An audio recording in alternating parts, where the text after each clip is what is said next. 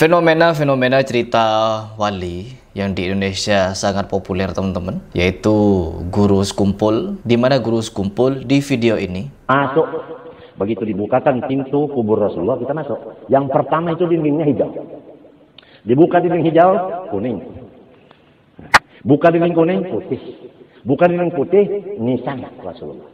Begitu kita sampai ke nisan Rasulullah, Rasulullah begini.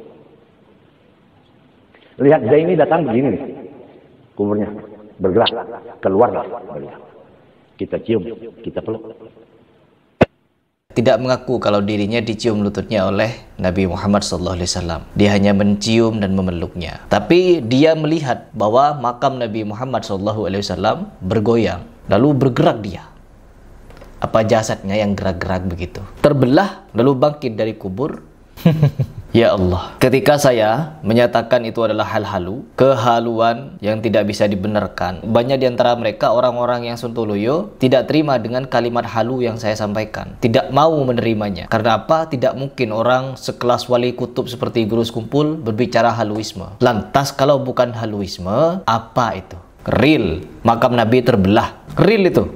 Ketika saya tanyakan seperti ini, mereka juga terplonga-plongo teman-teman, nggak bisa menjawab apakah real atau tidak. Mau kemana kalian beragama kalau seperti ini? Seorang nabi yang seharusnya menjadi pencerah bagi seluruh alam, apabila memang bisa bangkit, apalagi bisa dawuh. Kan di video guru sekumpul yang lain ada pengakuan dirinya kalau anak-anaknya tidak boleh bersosialisasi dalam jangka waktu tertentu. Mandat katanya, diberi mandat. Nabi Muhammad SAW bisa berdawuh-dawuh kepada umatnya, tetapi kenapa tidak bisa menjelaskan tentang Sunni Syiah? Mereka orang Syiah juga beriman kepada Allah, beriman kepada Al-Quran meskipun menyatakan Quran itu belum lengkap, beriman kepada Nabi Muhammad SAW meskipun menganggap Ali bin Abi Thalib lebih layak jadi Nabi. Mereka beriman kepada hal itu. Kenapa Nabi Muhammad SAW? Akal logika kalian kalau mau dipakai pasti kalian akan meninggalkan ajaran-ajaran sesat seperti guru sekumpul. Logika pertama, kalaulah Nabi Muhammad SAW bisa berdawuh-dawuh, bisa berdialog, bisa menyampaikan pesan, bisa menyampaikan rahasia gaib kepada kita, kenapa Rasulullah SAW tidak menyampaikan mana yang benar antara Sunni dan Syiah, mana yang benar antara Muhammadiyah, Al-Irsyad, Persis, NU, Salafi, Wahabi? Mana yang benar? Kenapa Nabi Muhammad SAW bangkit dari kubur hanya dengan keperluan cium lutut? Kalau otak kalian dipakai, kalau otak kalian dipakai, pasti kalian berpikir, kok iya Nabi Muhammad SAW hanya bangkit dari kubur untuk keperluan cium lutut? Memang di video itu tidak menyatakan kalau guru sekumpul dicium lututnya.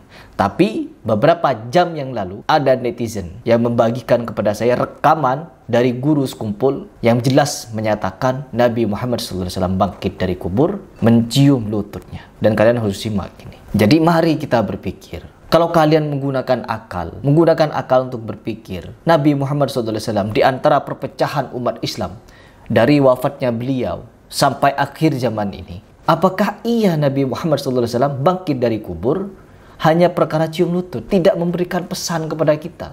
Oh, pernah menyampaikan pesan Nabi Muhammad, tapi pesannya apa? Tentang kesontoloyoan, minum kopi.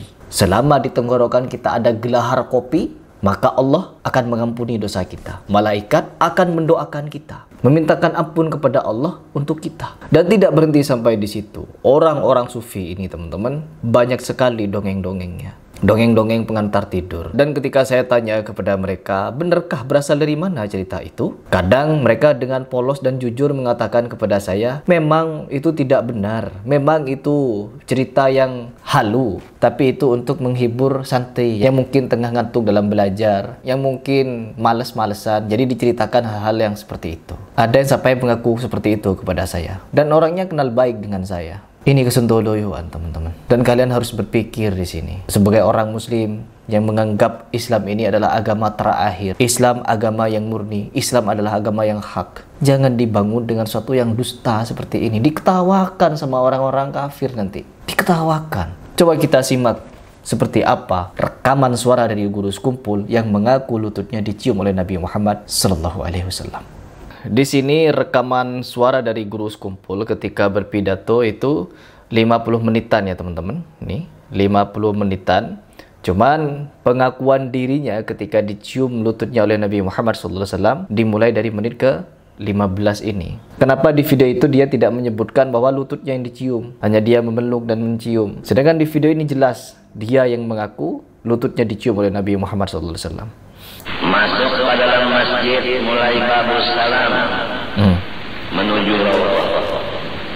Maka tatkala orang di masjid melihat terutama tentaranya, seakan-akan tentara itu tadi atau lawas, lalu memberikan jalan untuk kursi roda kita menuju rawdah. Kursi roda. Orang ambil rawdah itu semuanya kagum. Nah, jadi di sini bahasa Banjar, yang dimana saya juga tidak terlalu paham dengan bahasa Banjar, cuman karena dicampur-campur mungkin, yang agak mirip-mirip dengan bahasa Indonesia. Jadi saya agak mengerti apa yang dia ucapkan. Semua orang yang ada di situ kagum, teman-teman. Terkaget-kaget gitu mungkin. Selesai ziarah ke makam Nabi. Udah ziarah ke makam Nabi, polisi-polisi itu semua menjaga. Begitu kita ziarah membuka mata, kita melihat dan merasa bahwa Rasulullah keluar dari kuburnya dan selalu Rasulullah itu mencium rindu betul. Tuh, ya, terdengar dengan jelas ketika dia berziarah ke makam Nabi Muhammad SAW. Terlihat jelas makamnya terbelah, bangkit dari kubur. Bangkit dari kubur disaksikan sama banyak orang, teman-teman. Ini mau menyaingi cerita Habib, yang dimana ada Habib yang ziarah ke makam Nabi Muhammad. Sekarang jasad ketemu dengan jasad, wahai Rasulullah, maka ulurkanlah tanganmu. Keluar tangan Nabi Muhammad SAW dari kuburan, jabat tangan. Kalau dulu Imam Ahmad Rifai ketika dia ziarah ke makam Rasulullah SAW, disaksikan dengan 12.000 orang rombongan beliau. Lantas di hadapan pusara Nabi Muhammad dia berkata, dulu waktu saya jauh di kampung saya, tiap hari saya hanya mengirim ruh cinta saya kepada engkau, mencium tanah ini. Sekarang jasad sudah hadir, berjumpa dengan jasad, ulurkan tanganmu agar bisa aku cium langsung. Maka itu 12.000 orang menyaksikan tangan keluar dari kuburannya Rasulullah dicium oleh Imam Ahmad Rifai radhiyallahu anhu arbah, dengan disaksikan 12.000 orang yang hadir radhiyallahu anhum ajma'i. Mereka antara mereka dengan Rasulullah nggak ada hijab. Dan disaksikan 12.000 orang. Kalau tidak salah saya. Ingin saingan, teman-teman. Ya, guru sekumpul ingin bersaing dari segi cerita-cerita khurafat semacam ini dengan Habib. Ya Allah, mau dibawa kemana agama ini, wahai sekumpul? Dikatakan halu kalian tidak mau. Jelas tidak mau, karena memang disaksikan banyak orang katanya. Berarti ini bukan haluisme. Tapi kenapa sampai sekarang tidak ada yang memberitakan kalau makam Nabi Muhammad SAW terbelah, pernah terbelah? Makanya ketika dia haul, dihadiri jutaan umat, ya karena ceritanya semacam ini. Melihat makam Nabi Muhammad SAW terbelah, menjadi wali kutub, dicium lututnya oleh Nabi, ya dia menaikkan derajatnya, teman-teman. Ternyata cerita-cerita halu sontoloyo seperti ini bisa mengangkat derajat orang. Derajat di mata orang maksudnya, bukan derajat di mata Allah. Mengangkat derajatnya di mata manusia setinggi mungkin, sehingga apa? Diakui sebagai wali kutub. Ustadz Abdul Somad, Ustadz Adi Hidayat mengakui kewalian guru sekumpul. Di sisi lain Ustadz Abdul Somad menyatakan, kalaulah ruh bisa dipanggil, bisa hadir, maka kita bisa panggil ruh Nabi Muhammad SAW untuk membedakan hadis maudhu, hadis dhaif, hadis sahih. Ini ruh. Perhatikan Ustadz Abdul Somad. Nih pengakuan guru sekumpul, bangkit dengan jasad-jasadnya Nabi Muhammad SAW, katanya.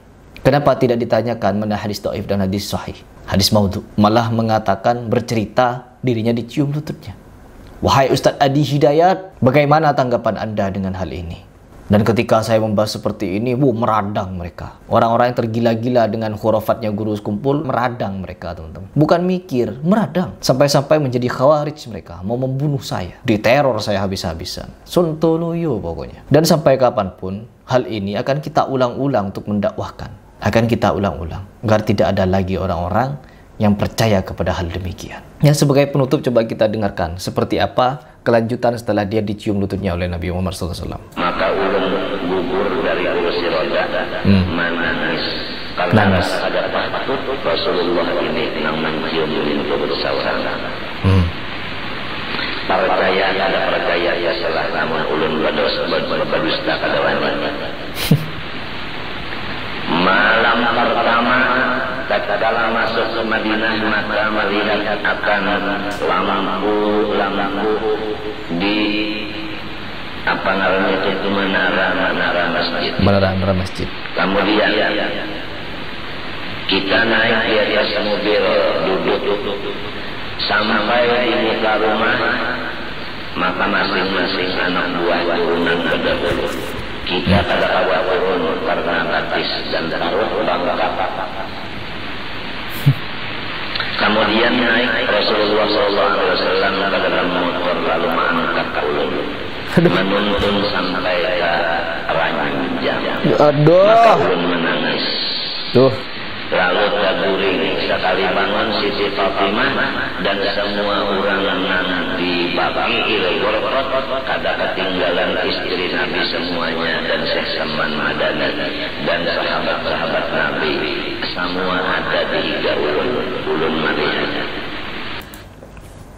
Jadi yang bangkit dari kubur teman-teman bukan cuma Nabi Muhammad SAW. Tapi sampai istri-istrinya bangkit. Fatimah bangkit teman-teman. Sahabat-sahabat yang lain bangkit. Masihkah tidak mau mikir? Masihkah tidak mau mikir? Mau sampai kapan kalian mau dibodoh-bodohi? Mau sampai kapan kalian itu mau percaya dengan kisah-kisah Sontoloyo seperti ini? Ketika hal ini dinyatakan kesontoloyoan, Nabi Muhammad SAW bangkit dari kubur mencium lututnya, kalian menganggap itu suatu cinta, kesungguhan, hal yang bisa terjadi. Tapi tidak perlu heran teman-teman. Hal seperti ini, sesesat apapun, semenyimpang apapun, seaneh apapun ajarannya, pasti ada yang mengikuti. Jangankan ini teman-teman, tidak perlu heran kata Ustadz Firanda, tidak perlu heran kepada orang-orang yang bercita khurafat mi'raj 70 kali Sontoloyo. Orang yang mengaku Tuhan saja ada yang mengikuti teman-teman. Orang yang mengaku Nabi di zaman akhir ini ada yang mengikuti. Contohnya seperti Weldo. Kalian silahkan pikir. Terlebih kepada cerita halu dari Guru Sekumpul ini, ya pasti banyak orang yang mempercayainya. Karena memang pada zaman Guru Sekumpul dulu belum ada orang yang berani untuk mengkritiknya, kecuali Syekh Nuruddin yang sampai pindah dari Banjar ke Bogor sini gara-gara hal itu. Mungkin ya Allah, semoga Allah mudahkan usaha-usaha kita di dalam memaparkan data kebenaran dan membuka mata umat akan cerita halu khurafat seperti ini.